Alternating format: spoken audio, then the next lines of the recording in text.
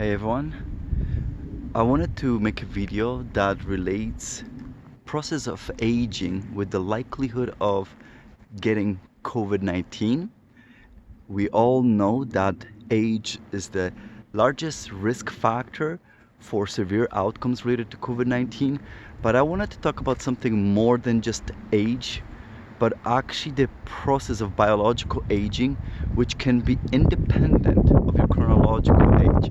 It's a bit of an abstract concept, so we're gonna get into that, and I wanna cap that up with the idea how your personality can also influence how you age, and therefore basically how long you can live.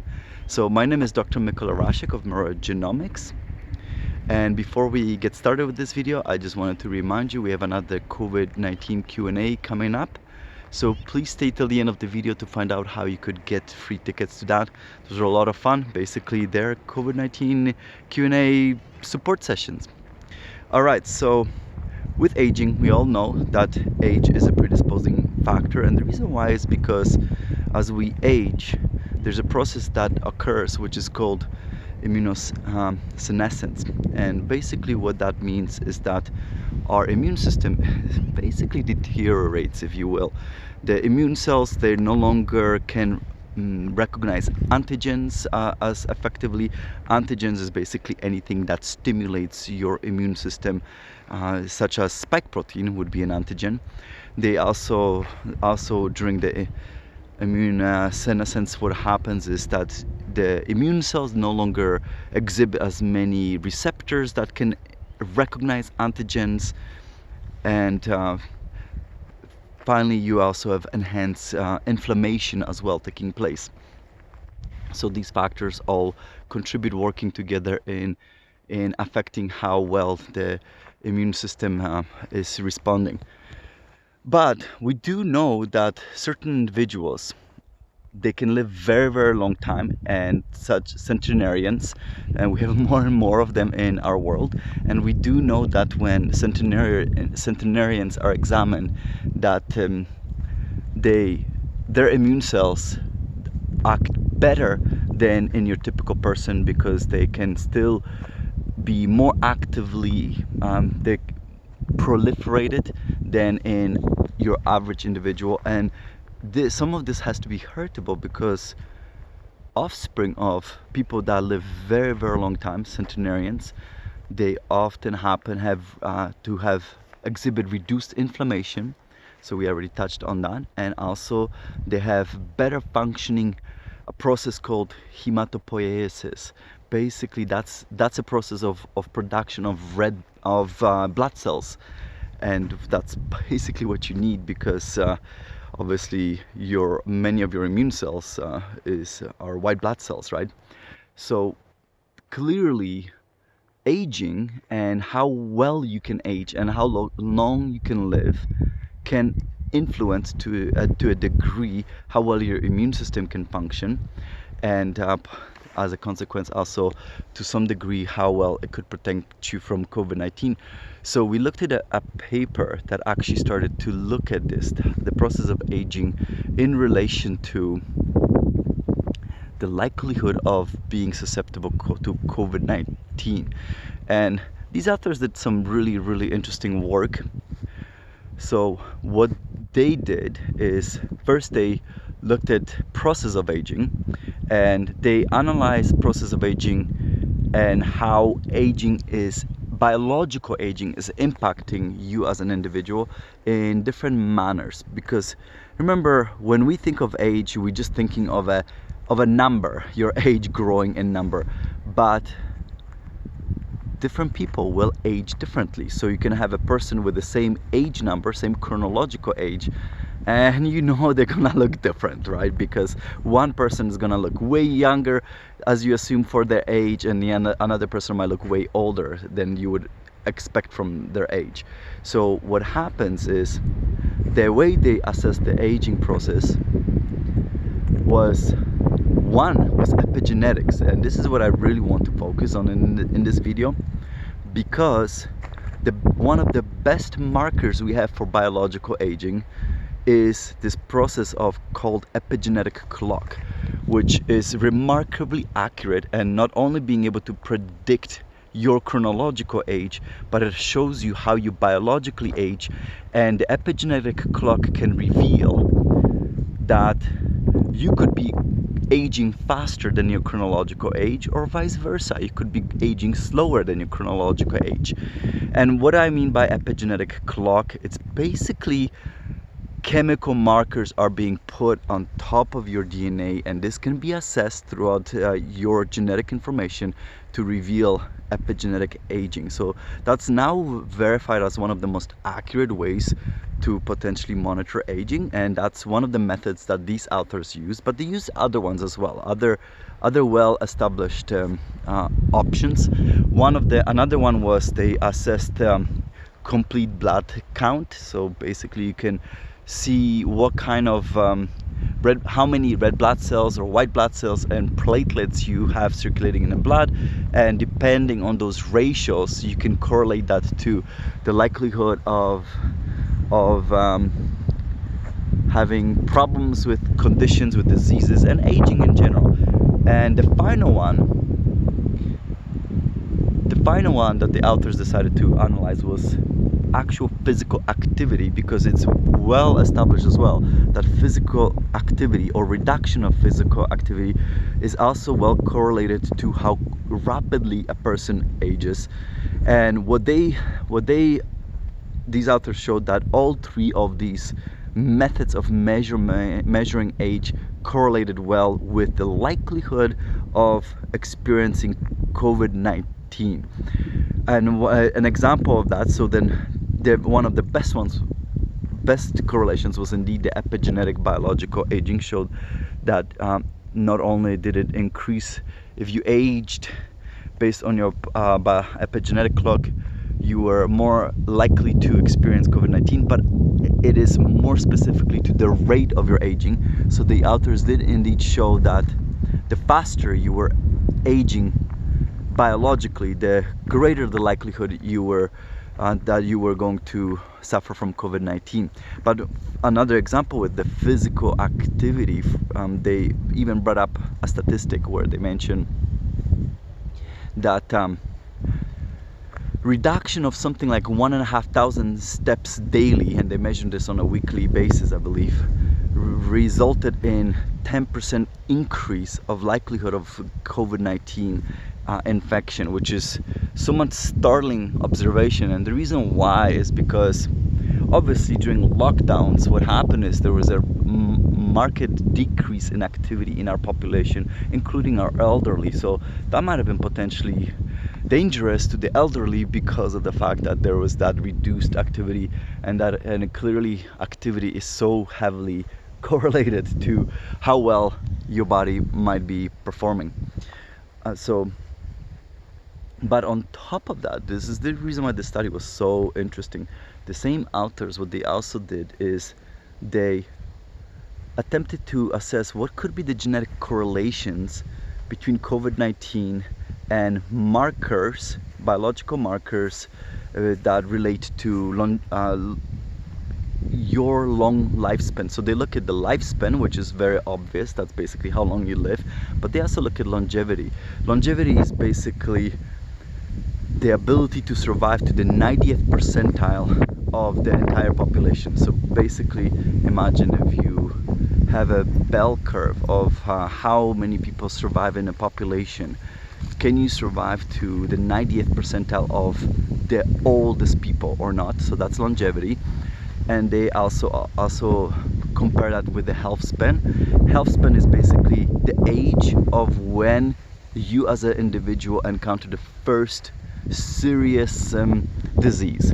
And they were able to eke out that there was definitely genetic correlations, and specifically what they were able to find is that there was immune system was specifically involved. So not a huge surprise there, right? And I wanted to quickly talk about that because what they were able to specifically observe was immune pathway called Notch signaling.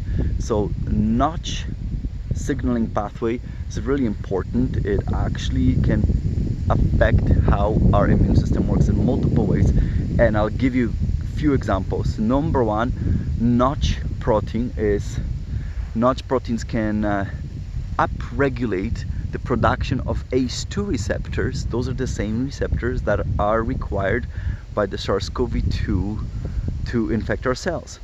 Furthermore, they can negatively regulate production of metalloproteases, and metalloproteases, when we have those in abundance, they will actually increase shedding of ACE2 receptors.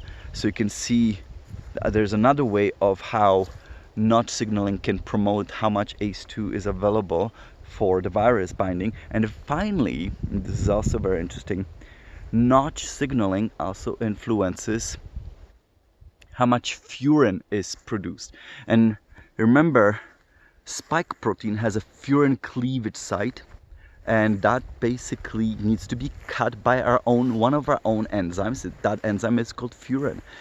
But cleavage of spike protein by furin enhances the likelihood of infection, and notch can upregulate furin because notch itself, the notch proteins themselves, have furin cleavage site as well, and this is how their activity is regulated as well. And indeed, these authors showed that specifically notch2 genetic expression correlated with the likelihood of COVID-19 severity, and it was quite significant. Basically, they were able to show that something like, for every standard deviation across that bell curve, the likelihood of expression, genetic expression, the likelihood of infection increased by more than 40%. So what I mean by standard deviations, remember, like if you were to plot population average of genetic expression, it would be like a bell curve.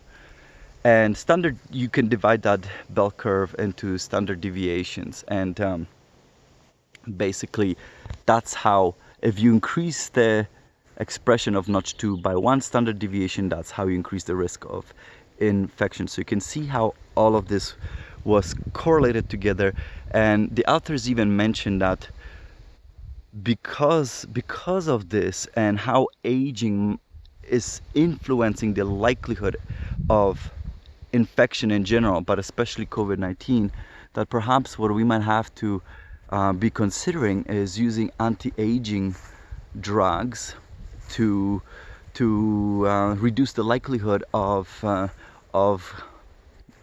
basically getting diseases like COVID-19. And they brought up an example where there was one study that showed how effective anti-aging drugs can be. And in this, they brought up a study where the study used the same epigenetic biological clock to show that use of anti-aging drugs reduce your aging process by about 2.5 years after 12 months of treatment. Now, I wanted to talk about this epigenetic clock for a bit as well, because we are looking into this. We've studied this genetic test in detail, and we are definitely interested in bringing that into our catalog of services. And therefore, it might be a consideration. So if you are interested in looking at this, hey, to what degree I could be aging biologically in comparison to my chronological age, then let us know. And the reason why is because you can potentially use different lifestyle changes to see how that epigenetic aging clock changes, because that is possible. So please let us know. But there's one more discussion that I wanted to bring up as well, and that's the concept of how another study, in a process of preparing my material for this video, I came across this really interesting study that clearly exhibited how else in non-biological way we can extend our longevity. And I thought this was so fascinating. I wanted to share this with you because that came down to your personal level of optimism. So the authors of this one particular publication, they studied they studied information based on something like 70,000 women and about 1,500 men. So they basically reversed what has typically been done in history, where oftentimes men used to be studied more than women. And the reason why they did that is precisely so that they can get additional information on this process. And they were able to show that that being optimistic increased the likelihood of longevity, meaning surviving to very long age of 85 or longer, by something like 10 to 15% more, which is absolutely incredible. Because, and the reason why is because optimism, while it's heritable, about 25% of your optimism is genetically heritable, but the rest is environmental, and we know that it can actually be trained, it can be learned. So this is why I thought this was so interesting. And another statistic that they provided us with in that particular publication was that if across the entire population that they studied, between the least optimistic and the most optimistic people, for women, it increased about the most optimistic women, it increased their likelihood of surviving till the age of 85 by 1.5 times, and for men it was 1.7 times. So these authors even mention, hey, we should be considering using optimism as a psychological measure of actually enhancing our lifespan and enhancing our health. And the reason why I say health as well is because it's also been very well in every study that ever looked at the impact of being optimistic. It always has beneficial health factors. And to bring this point across, the likelihood of increasing your lifespan through optimism will continue to persist under every single factor they looked at. So it was independent of your socioeconomic status, it was independent of your lifestyle choices, and that included even smoking, alcohol use, your BMI, how often you went to see a doctor. It was independent of your health conditions, and that included cancer, stroke, type 2 diabetes, heart diseases, hypertension, high cholesterol. All of these negative health impacts, while they of course reduce your likelihood of success, they could still not dampen the impact of you being happy and optimistic on your overall longevity, which is clearly linked to your health status as well. So maybe I should define optimism as well in this context. Basically, optimism refers to the ability to continuously be able to see that future will always be beneficial irrespective of current conditions, type of thing. So you can always see that things are not as bleak, but that things are basically doing good, and that, it's believed, helps such individuals make better life choices. So stay optimistic, stay happy. Clearly that's a big factor. I was really interested in this and I wanted to share this with you. All right, so if you made it this far, I wanted to let you know about those events. We have another COVID-19 Q&A event.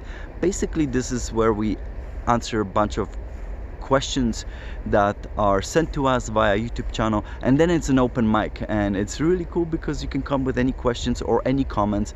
This is slowly becoming like a support group, because more frequently the participants don't actually just come with questions, they also come with information, some of which basically I wouldn't know anything about, so such as natural medications. I'm not an expert in that at all, so others offer that information. Really neat. So if you're interested in this type of events, please let us know, and you can subscribe to our newsletter. First 10 people who subscribe to our newsletter will send you free tickets. Otherwise, please check it out. And then we have another event coming up. This one is actually with a couple of my colleagues, and we are building a support network that we want to offer to businesses so they can offer that to their employees, where we teach about the well-being or from different areas of life. So we teach about financial well-being, we teach about mental health well-being, and from my angle, we talk about specifically physical well-being, and I use information related to genetic mapping in order to also explain how physical well-being can be looked at proactively as well. So we think that right now, because of all of the different experiences we've had during the pandemic, this course is something really potentially of value, and we wanted to bring it to business owners who might be interested in offering it to their employees in order to support them after all of the trauma that basically all of us had to endure. So if you check it out, if you're interested, check it out. Their website is moneyminddna, and again, link is in the description below. If you like this type of content, give us a like, subscribe to the channel. So put your likes and subscribe to the channel, share the video, and we're looking forward to seeing you at another installment. Bye everyone.